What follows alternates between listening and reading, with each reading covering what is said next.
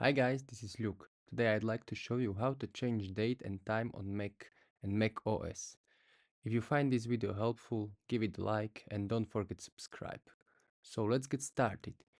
If you have the settings icon in your dock, simply click on it. If not, in the top left corner you will see the Apple icon. Click on that and the menu will pop up the system settings. In the settings, go to general and you will see section called date and time. Lower down, click on it.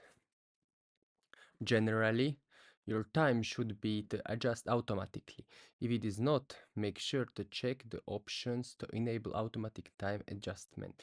If you want to change the time manually, you will need to uncheck set time and date automatically. If permission from the administrator pop-ups, just enter the password or touch ID. Then click set, which is in the row with date and time, and you can set the date and time to whatever you want. So that's it for this video. Thanks for watching and don't forget to subscribe.